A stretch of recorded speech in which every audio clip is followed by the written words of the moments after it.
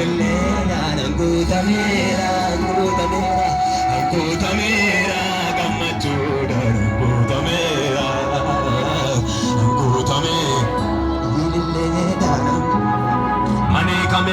ani kamera idara ani kamera barara mera sabura barara mera ani kamera idara ani kamera barara mera dua barara mera sabura barara mera arga kal furachi barara mera sabura barara mera dura barara mera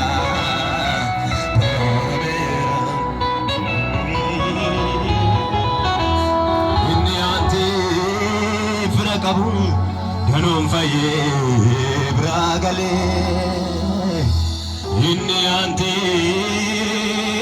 frakabu danum faye bragale argage tol burite inni anti frankamne hukumni sa dirra bubule madabata kisa falani ule bule kanisa boskisu oge sivaya to korre argamne hukubasati kanisa bayesu yo ergamam bisha sochosu charram faina argamo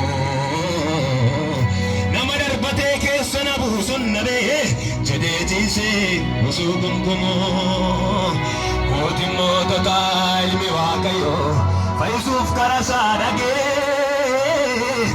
ukubauka sodumi sadeti altakan irrahage parota baye srenke sibate arrabata dukali fide kabela faisa kase awarraka bombatu galgali arga ketul kasa kajanna kawarraka bombatu galgali kawarraka bombatu galgali kawarraka bombatu galgali amen ameni kawarraka bombatu galgali kawarraka bombatu galgali arga ke illa kenna navan arga ke ani kamera idara ani kamera warri mande ke kamera ani kamera idara ani kamera barara mera durra barara mera durra barara mera beta beti barara mera taburra barara mera warri mande ke do sakota diabo ani kamera idara ani kamera dirtana bagana ani kamera idara ani kamera barara mera tabura barara mera warri barara tane barara mera dangan rogo tabera sarkasan gargara mera dangan ragota ani sarkasan gargara mera gargara tanar ke golkasiti gargara mera gargasat gargara mera gargasat gargara mera gargara mera gargasat gargara mera warri gargara tar ke jolti gargara mera gargasat gargara mera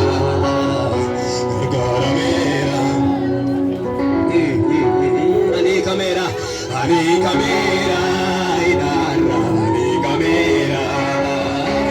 ani kamera idara unjera sagale waaqayyo guyyaarrat iyo boqonnaa tokko lakkoofsa tokko kaasa ilaala iyo waaqayyoon hin faarfata hin kadhata aarsaa isaa yeroo yerootti tokko tokko ijoollee isaatiif nama 10 dhiyeessa haa ta'u malee seetanni fuula waaqayyootti kasasuudhaaf ol ba'e gaafa ol ba'u irratti odeesse Iyyoob qabeenya isaa dhala isaa intalli isaa baay'ee bareeddu ilmi isaa jedhee kasas maal barbaadde reennaan yoo rukute si arrabsa si dhiise kisii seexanaa kana Iyyoob hin mo'ate. Waldaan waraana deemuuf leenji'aa jirtu Luusfer Daabiloos dura dhaabbachuu deemu. Oduu diinaa hin dhaga'u manni Waaqayyoo hin ijaarama jedha. Harka lamaaniin gurra keessa qabadhaa yoo hin dhageessan taatan. Arra booddee miidiyaa sirratti halkanii guyyaa lallabu sirraa cufeera. Iyyaamee jedhaa dhaga'u biyyi kuni. Nan cufa waan mana kee irratti dubbatu, waan cinaacha kee irratti dubbatu, waan dhala kee irratti, gaa'ila kee irratti dubbatu, waan agalgilootii kee irratti dubbatu sirraa cufeera. Si'a sadii lafaniiti awwaara kaasiiti narraa cufameera jedhi. Narraa cufameera.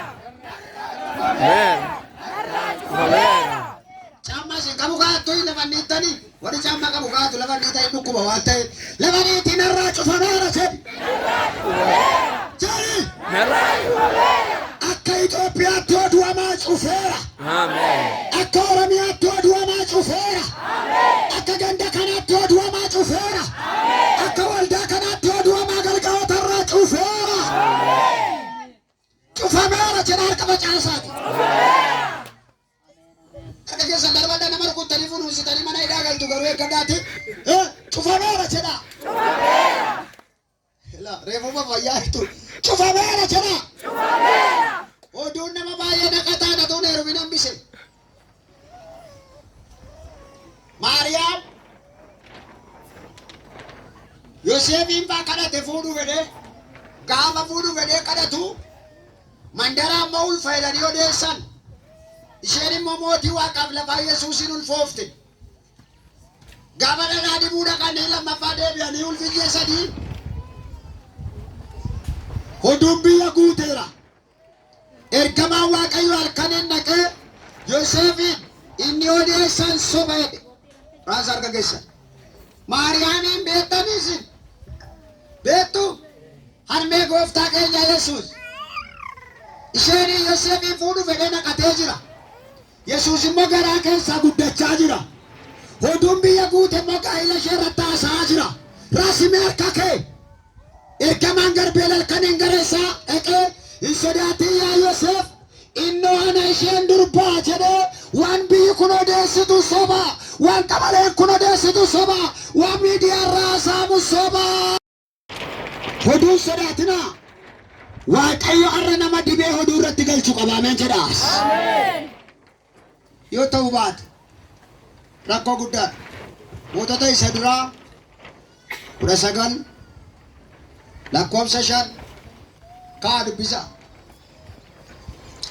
Eliyaas raajota 450 qalee ture. Garuu gaafa ayyaanni Waaqayyoo itti irrate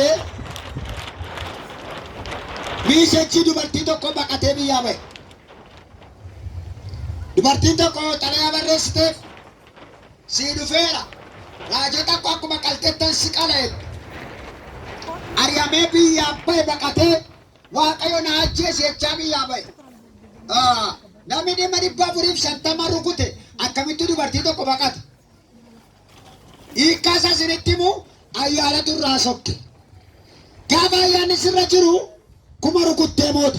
Gaafa ayyaanni sirraa baqatee simbira biyyaa si baasa. Tatiisa biyyaa si baasa. Ayyaana fudhadhaa daraa seera. Harka keessa ol kaasaa. Waan dubartii wal Ameen. Har'a Waaqayyo namoota ilaalcha saree qaban mataa isaanii keessaa saree baasee gata. Ila dubartii sana akka ishee jaallachaa jirtu. Ameen jedhaa kaa. Sareen as ga'ee jirta hin jirtu. Ilaalcha saree jira. Waaqayyo har'a mataa keenya miica, ija keenya miica, gurra keenya miica. Nama guddaa taanee galla. Harka keessan ol kaasaa. Gaafa ilaalcha sirrii qabdu inni bakakkaa dhabinii faarfataa maaliiti? tajaajilaa maaliiti inni bakakkaadha miti inni warqeedha mini'etta gaafa sana mul'ata laalaa jirta mul'ata waaqarra waa'ee keessitti gasheera. Obboleessi koo nama guddaadha harka isaa lafa qabaa kaasaati. Obboleessi koo nama guddaadha. Ati obboleessa koodha. Ati obboleessa koo. Leenca jedha. Leenca. Warqeedha jedha. Warqeedha. Ati geetiidha jedha. Ati geetiidha. Ati warqeedha jedha. Ati warqeedha. Ati damma jedha. Ati damma. Humna mana wal jechisiise.